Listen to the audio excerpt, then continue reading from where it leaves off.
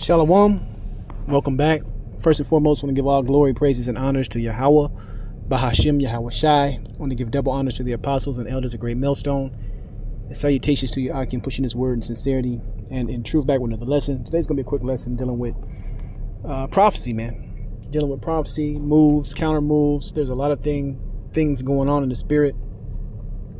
And the Lord is really showing that he's moving up on earth right now. All right. Because the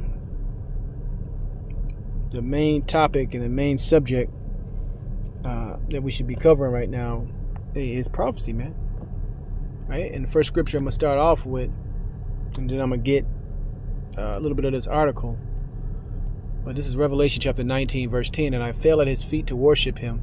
And he said unto me, See thou do it not. I am thy fellow servant and of thy brethren that have the testimony of Yahweh Shai.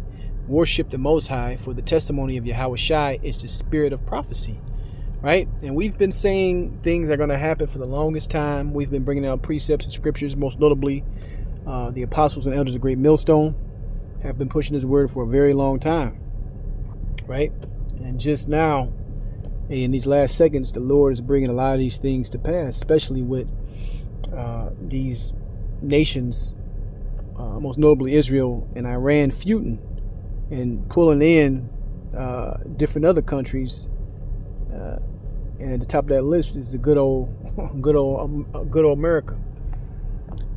This is the article from Mediaite. It says, "We now have complete and total control. Trump confirms U.S.'s part of conflict with Iran."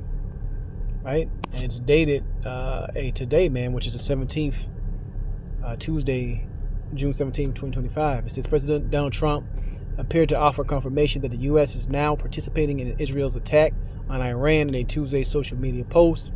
Amid escalating tensions and exchange of bombings after Israel attacked Iran nuclear facilities last week, Trump has forced questions about the extent of U.S. involvement in the conflict in a new post on Truth Social, using the term Trump wrote, "We now have complete and total control over the skies of Iran. Iran has good sky trackers and other defensive equipment, and plenty of it, but it does not compare to American-made, conceived, and manufactured stuff. Nobody does it better than the good old USA." So he's even selling equipment while he's posting that, hey, they got control over the airspace, right? But there's a lot of things going on in the background. And just a quick tidbit, I work with somebody that has contact with somebody that's actively in the military right now, that's deployed right now. And what they're saying, and this guy's in the Air Force, is saying that he's been seeing a lot of Russian fighter jets in that part of the earth right now, man, which has got those guys shaken up, right? Not expecting Russian fighter jets to be over there. So there's a lot of things going on. There's also reports that China was sending aircrafts over there, but they turned off their radar system because they didn't want to be tracked. So, like I said, prophecy reigns supreme. We know through the scriptures that Israel is going to draw out America, put them into this war. We know that the Persians, Iran, right? They're going to get support from Russia. They're going to get support from China. So World War III is shaping up, man. All according to prophecy. Now, from there, let's get Habakkuk 2:1. It says, "I will stand on my watch and set me upon the tower, and I will watch to see what he will say unto me, and what I shall answer when I am approved. And the Lord answered me and said, Write the vision, make it plain upon tables, that he may run and read of it." Right, and we've been pushing this for the longest time, man, for things to really jump off with Iran. So don't get surprised if something out of pocket happen, man. Like, expect the unexpected, you know. Iran or someone close to Iran could do something that could really even kick this thing into overdrive. Trump is touting that, hey, we got everything sold up, we got locked up.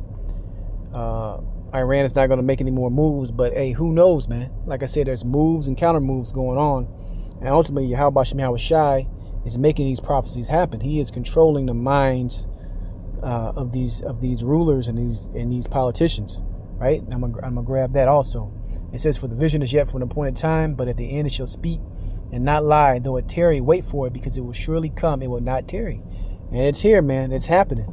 We've been waiting for it for a long time, and it's no longer stalling. Right? Things are coming to pass, and things are coming to pass quick. So, hey, don't be surprised when the bottom fall out just like that. You know, people are calm, not really, oh, it'll blow over. What if this time it doesn't blow over, right? So, get your mind right and expect things to heighten so you can understand. Let's grab this. This is Proverbs 21:1. It says, "The king's heart is in the hand of the Lord, as the rivers of water. He turneth it whithersoever he will." So the Lord, Yahweh B'Shem Yahweh Shai, he's willing this thing right now, man. He's making these things happen. Let's jump back into this article. The Trump administration was initially wary of Israel's strikes that set off the latest round of fighting, with Secretary of State Marco Rubio was quick to insist that Israel acted unilaterally, right, by themselves. Yet, as the White House realized the strikes had been a success, Trump publicly backed Israel escalation, according to the New York Times, right? And due to the spirit of prophecy, man, regardless if Trump, Rubio, whoever really want to jump into this thing, the Lord is going to drag these people into it, right? And then you're going to have people that back Iran and really heat this thing up. It says the conflict has sparked a bitter debate amongst Trump's MAGA movement, between the pro-Israel hawks who want to see war with Iran and America First isolationists who argue Trump ran on ending U.S. involvement in foreign wars. But what does the scriptures say? The scriptures say the Lord is going to gather all these armies, man.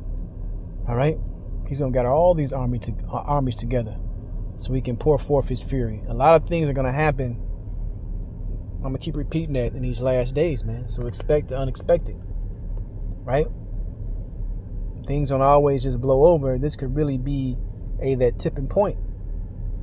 And also, you go into the scriptures, Daniel the 10th chapter, right?